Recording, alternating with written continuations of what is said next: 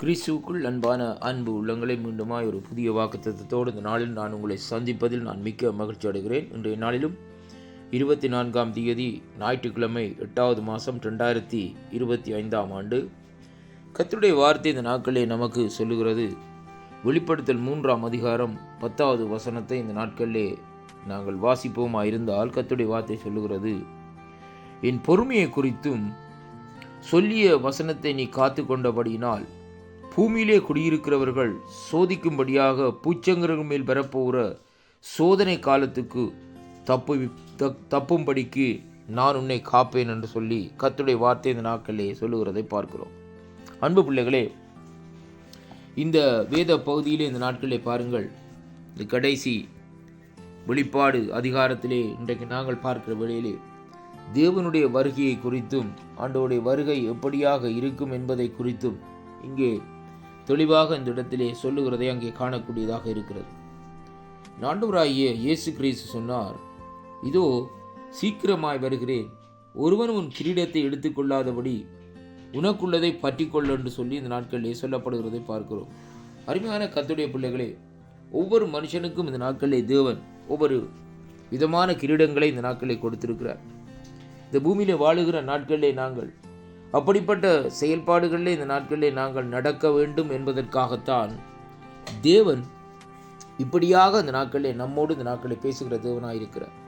2000 ஆண்டுகளுக்கு முன்பாக வாழ்ந்த என் ஆண்டவராகிய இயேசு கிறிஸ்து இன்றைய காலகட்டத்திலே நடக்கிற காரியங்களை குறித்து தெளிவாக அந்த இடத்திலே பாருங்கள் வெளிப்படுத்தப்பட்டிருக்கிறதை பார்க்கிறோம். அருமையான கர்த்தருடைய பிள்ளைகளே, அந்தி கிறிஸ்து, அதனுடைய ஆட்சி, முத்திரைகள், இப்படியாக அநேக காரியங்களை குறித்து இந்த நாட்களிலே சொல்லப்படுகிறதை பார்க்கிறோம்.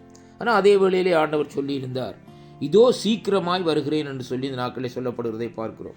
அருமை பிள்ளைகளே, 1000 வருஷம் என்னுடைய ஆண்டவருக்கு ஒரு நாட்களாக இந்த நாட்களில் இருப்பதினால் அருமை பிள்ளைகளே, அவருடைய அந்த சீக்கிரம் வருகை என்று சொல்லப்படுகிற காரியத்தை ஒரு மனுஷனும் இந்த நாட்களிலே அறிந்து கொள்ள முடியாது.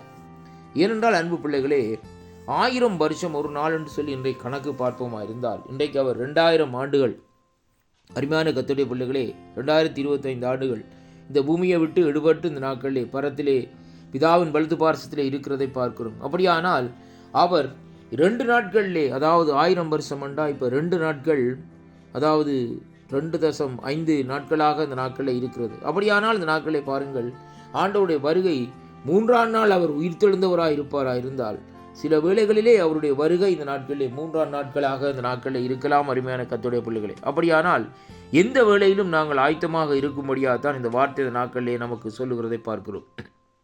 இந்த பூச்சக்கரத்திலே நடக்க போகிற காரியங்களை குறித்து ஆண்டவர் இந்த நாட்களில் பேசியிருக்கிறார்.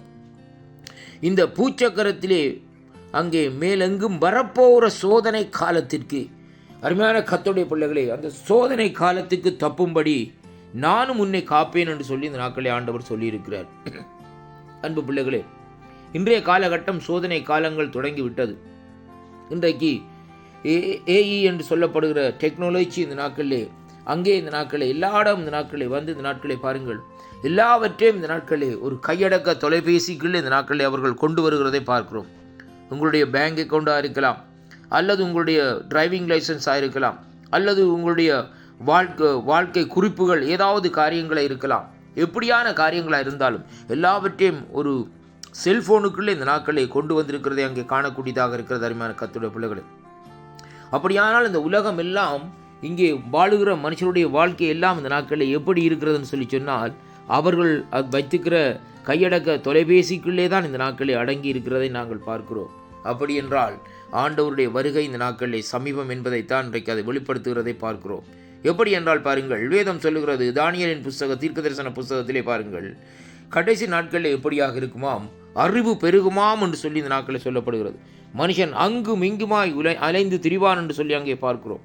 அதே விதமாக இன்றைக்கு மனுஷர்கள் அறிவு பெருத்து இந்த நாட்களிலே அங்கும் இங்குமாக இந்த நாட்களிலே அலைந்து திரிகிறார்கள். அருமையான கர்த்தருடைய பிள்ளைகளே, அதனுடைய காரியம் என்னவென்றால் என் ஆண்டவராகிய இயேசு கிறிஸ்துடைய வருகை சமீபமாக இருக்கிறபடியினால் இந்த பூச்சக்கரத்தின் மேலெங்கும் வரப்போகும் சோதனை காலத்திலே ஆண்டவர் நம்மை தப்புவித்து நம்மை நடத்த வேண்டுமா இருக்கிறார்.